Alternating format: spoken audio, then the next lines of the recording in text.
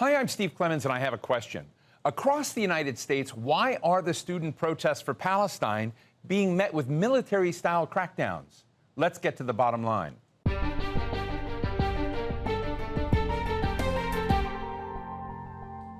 From Los Angeles to Boston and dozens of college campuses in between, students have been peacefully expressing their solidarity with the Palestinian people on their college campuses after months of watching Israel pulverize Gaza into rubble and dust. But this week, the administrations of several universities called on police forces to break up the demonstrations and tear apart student encampments. More than 2,000 students have been detained, and a countless number have been injured, suspended, or banned from setting foot on campus. Graduation ceremonies have been canceled, and President Joe Biden has weighed in, implying that the demonstrations are anti-Semitic and basically reducing the protests to an issue of law and order. But is it that simple? Or is it linked to the American tradition of youth movements that stood against the Vietnam War in the 1960s, apartheid South Africa in the 1980s, and supported Black Lives Matter just a few years ago? Today, we'll start with two student leaders at the University of North Carolina at Chapel Hill, Jacob and Hashem. Thank you both for joining us today. Let me ask you both, and I'll start with Jacob. What are you trying to achieve in these protests right now? What does this mean to you personally? And I would love to hear the same from Hashem. Yeah, definitely. So we first and foremost want to end the genocide that Israel is inflicting on the Palestinian people. Tens of thousands of Palestinians have been murdered by weapons sent to it by the United States government. And it's not just our government that is complicit, but it is our institution. It is the University of North Carolina that is also complicit because it is invested in the state of Israel. And so our demands on campus is first and foremost for financial disclosure and transparency so that we can actually see how this university is investing its money. Second is to boycott all Israeli products that are complicit in the genocide and complicit in occupation and apartheid. And then finally, we need full divestment from the state of Israel. And Jacob, real quick, why did this become such a personal issue for you that you're risking your academic standing, you're risking being arrested? What about this issue resonated for you personally? It comes from two places, being in the United States and witnessing this and seeing how my tax dollars are going to fund a genocide and going to fund occupation and apartheid, but also because I am Jewish and they are using Judaism, they are weaponizing my religion to commit mass atrocities. So those are personally what led me to this movement. Thank you. Hashem, I would love to hear what's motivating you at this moment. Yeah, I think a big thing for me has been the frustration I have been feeling living in the United States and the US complicity, and mostly just how the political class in this country seems so hell-bent on supporting Israel despite its crimes. There was a poll a couple of weeks ago on The Economist YouGov, and then they said among Democrats, I think 49% think Israel is committing a genocide. Only 21% think Israel is not committing a genocide, and then the rest are unsure. So if you just look at the Democratic voting base, more than double the amount think that Israel is committing a genocide versus those who don't. Yet the Democrats are willing to go in Congress and vote for a bill of sending $17 billion to Israel to continue its genocide. We saw 47 out of 50 Democrats in the Senate did that. Joe Biden signed it. A big majority of Democrats signed it in the House. So we see this disconnect with what really Americans are thinking, where a lot of Americans are saying Israel is committing a genocide, there are war crimes out in the open. Yet the U.S. is so happy to be complicit in those crimes. And we want to make it clear. We want to be loud and clear. It's our morality is more important than our own academic success. We will not sell our morality for an institution or a government that's willing to sell its own. And yeah, could I just add in that our sacrifices are so minor compared to what other people are making that I am completely ready to do whatever it takes to get these demands met, and we will not stop until our demands are met and until that we see Palestinian freedom and Palestinian liberation. So I'm just interested, are you seeing violence? Are you seeing anti-Semitic groups as part of your movement? I mean, tell us what that texture looks like. Yeah, I can take this. The only violence that we see is the violence of the police against us. We are peaceful. We were just at an encampment. The only crime that, according to the university, that we did was have tents on the quad. And the only violence that occurred is when the police officers brutally raided the encampment, cuffed people, tackled them to the ground. One of us their shoulder was dislocated. They dragged them across the ground and subjected them to brutal treatment. So really the only violence that we see is on the end of the police and also the counter protesters, because behind the police, guess who's behind the police is our chancellor. The chancellor of our university is out there as the police are pushing people over, spraying people with pepper spray and tackling people in wheelchairs, pushing them out of wheelchairs. Right behind this line of police doing this horrible, brutal repression is our chancellor. Our chancellor was right behind, and behind him are people holding the Israeli flag and holding an American flag. And the only violence is the university, is the police, and is the counter protesters. And I do want to say one more thing, because you asked about anti-Semitism. And I just want to say that I am Jewish, and I have never once witnessed nor experienced any anti-Semitism in this movement for Palestinian liberation. We are a movement for democracy, for equality, for justice, for liberation, and we tolerate no types of hatred. At our encampment, we had Shabbat services. We had many Jewish people there. Many of us in SJP and in other organizations are Jewish. And the fact that they are accusing us of anti-Semitism is utterly ridiculous, utterly absurd, and it is blatant lies. And the reason that they're doing this is because they are trying to silence us, they are trying to suppress our movement, and they are trying to smear us as anti-Semitic. And the whole thing about this is a distraction, it is a deflection, and they're just using this to shield Israel from criticism. And I want to say that anti-Zionism is not anti-Semitism. Full stop. Thank you. Hashem, I want to ask you an unfair question. What is different about this moment where all of a sudden at college campuses across the United States, Palestine is front page, above the fold, and it's got the attention of the nation in a way I've never seen in my life? I think there are two things at play here. First of all, I think Israel has just gone, I think Israel has been a colonial state. It has been committing atrocities for 75 years. It's never gone this far. This is just a new threshold that they felt empowered because they've been propelled by years of never being questioned for their actions. And it's just, I think that it reached a threshold where a lot of people were saying, okay, we're drawing the line. Another aspect is that now we consume information. Our generation consumes information and media in a very different way. And we are seeing what's happening on the ground in Gaza. We are seeing what's happening. And I think in the past, that was always shielded by a media infrastructure that did not really let us see this kind of stuff. Right.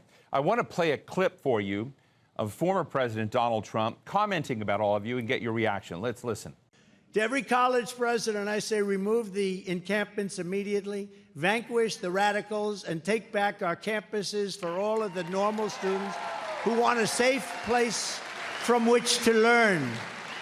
That was former President, maybe future President Donald Trump. What are your reactions to that? And what is how does his notion of normal students compare to the two of you? Hesham? I mean, they love to label anyone as radical who they disagree with, but really it's just students standing up against the genocide. It was really funny. At a rally, a bunch of people at a rally for Donald Trump started chanting "Genocide Joe, Genocide Joe," and then he stopped and looked back at them because they were behind him, and he said, "They're not wrong. They're not wrong." So Donald Trump thinks that Joe Biden is supporting a genocide based on what he's saying, based on what he said in that rally. Yet he's mad that we're protesting a genocide. Make that make sense. I find it amusing, and I also don't really care what Donald Trump thinks. He's a buffoon for all I care. But it is amusing that he's just trying to use this to get his base, riled up. Yeah, and I want to emphasize that our movement is a mass movement. It is so popular on campus. At our encampment, at one point, we had close to 1,500 people. This is so popular and powerful, and so many students on campus are getting involved. So we are not a minority. We are the majority of students who are committed to the liberation of Palestine. And you can see this by how many people turned up to support us, and by, yes, all the community support. And yes, yeah. It is utterly absurd to say that this is like some sort of fringe thing. We represent the majority here. Yeah, and I would like to, go ahead. I would like to add that they claim that we are disrupting operations and whatnot. First of all, I don't think we're disrupting operations that much. We just have tents on the quad. Second of all, protests are supposed to be disruptive. Those in power need to be uncomfortable, and that's the point of a protest. Exactly. But also there is some irony that they took down the encampment, but then they built this, is it 8, 9 foot? A huge barricade Where the encampment was, so no one can use that space either way. Like walking around campus right now, we are like walking in this like militarized zone. They have erected these huge barricades all around the quad, all around the flag to protect the American flag. And there are now new security cameras everywhere. There are security lights everywhere. There was a mine-resistant, like a armored vehicle roaming around campus. Yeah. Let me ask you just finally and very quickly, as you see yourselves and you see your campus in the future, are you going to see an ability of people who are on different sides of this equation and feel differently in this moment, able to sit down and engage in civil discourse, engage in education about this moment?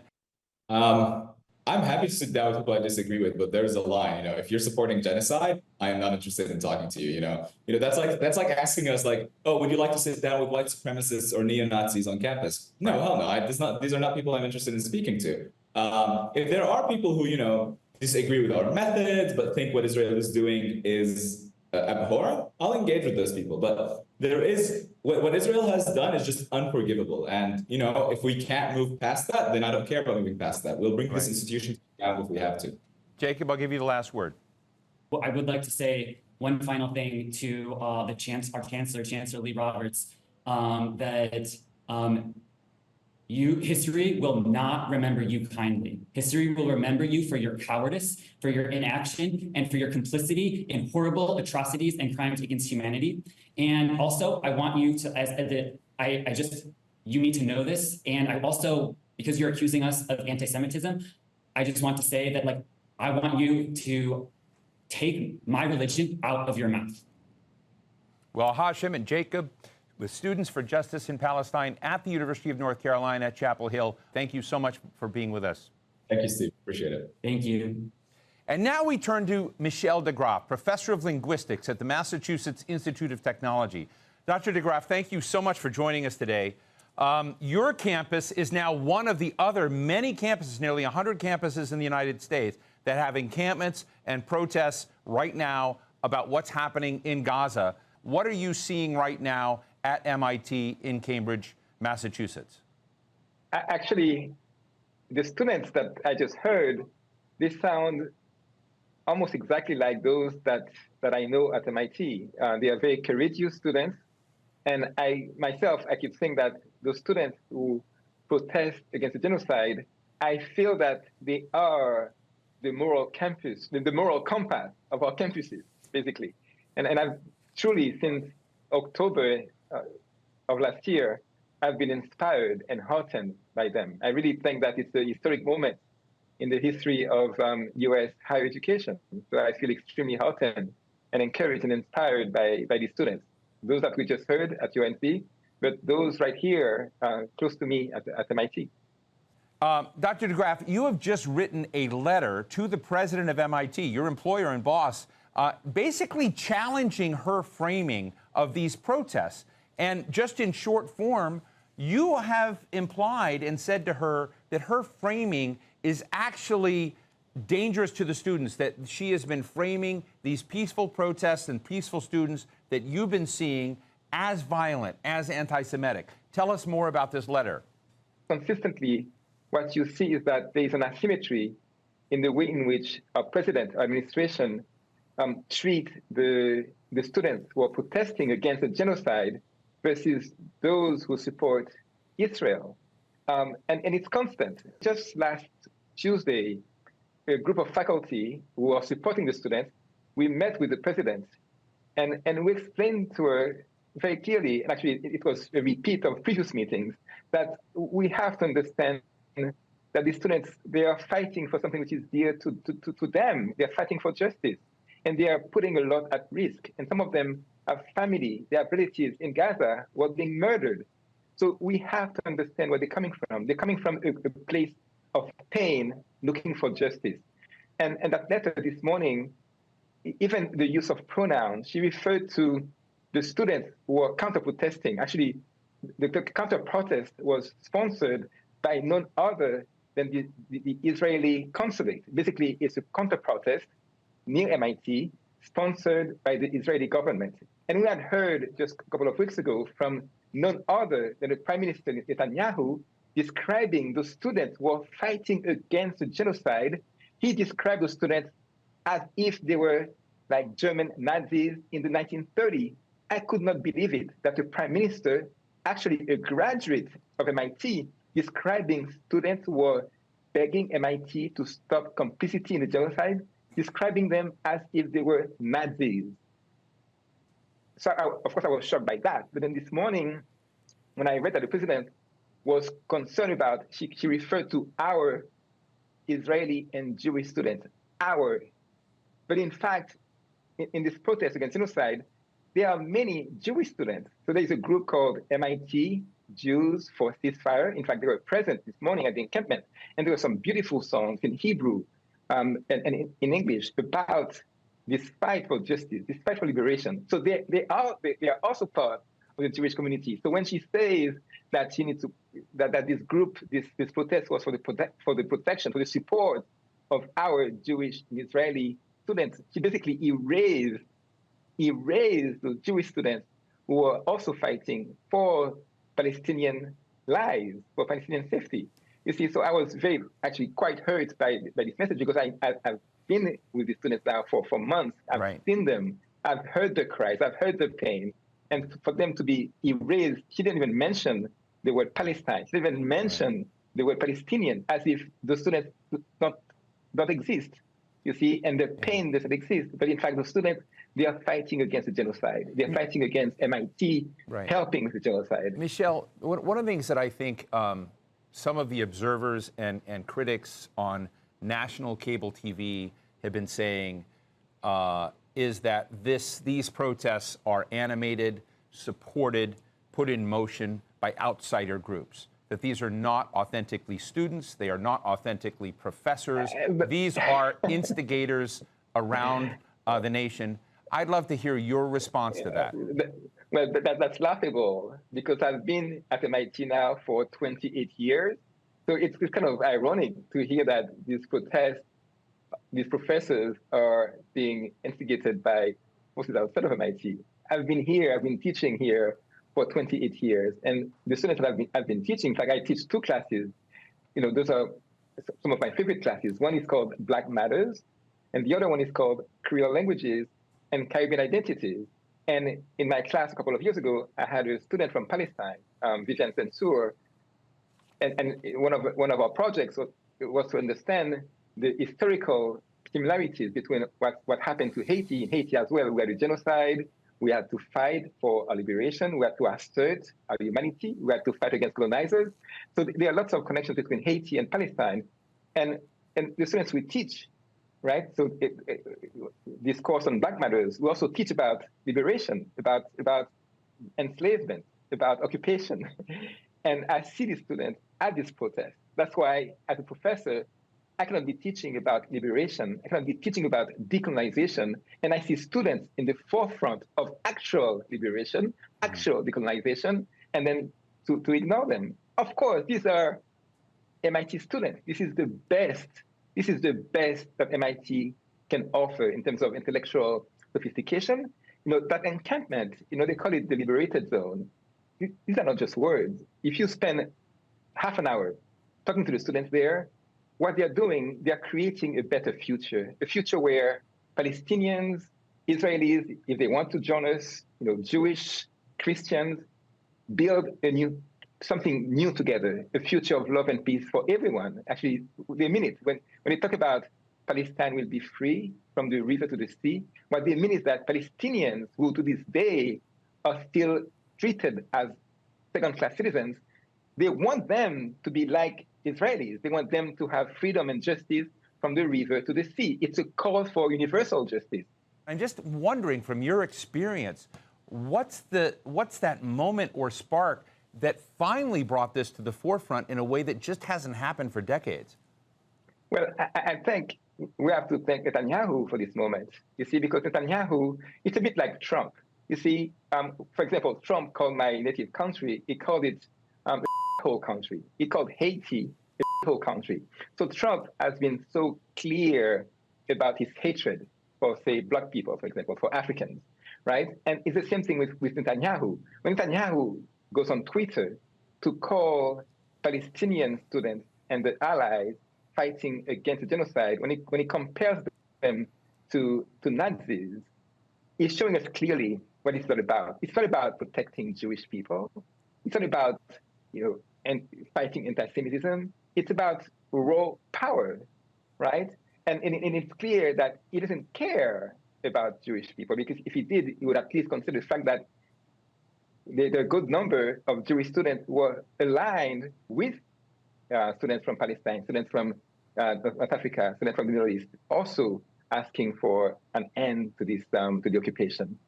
So we cannot open our heart to the pain of one group and then close our heart to the pain of the other group. You see, so when Netanyahu calls students Nazis, it puts something out in the open.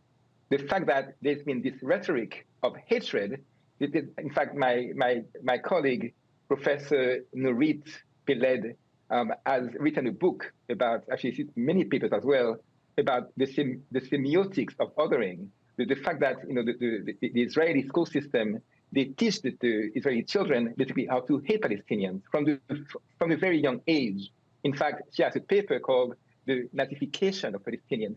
And what Netanyahu is doing now, what he's doing on Twitter, what he's doing in Gaza, is showing us so clearly the fact that he's capable of a genocide. And it's not just Netanyahu. If you go back to the history of Israel, if you listen to the speech of Golda Meir, of Menachem Begin, it's been constant, this dehumanization of Palestinians, calling them insects, calling them crickets, calling them all kinds of terrible names, dehumanizing them. It's not a new thing, right? So it's not Netanyahu alone. It's an entire society that's based on this premise that of supremacy, that if you're not Israeli Jewish, you're lesser, you see? And the students understand that. So when I teach, for example, about Black Matters, when I teach about the history of blacks in the Americas, students understand the making of these hierarchies of power. And so therefore, they are prepared now to see what's happening to the Palestinians and see, well, it's a cause for all of us. We cannot be studying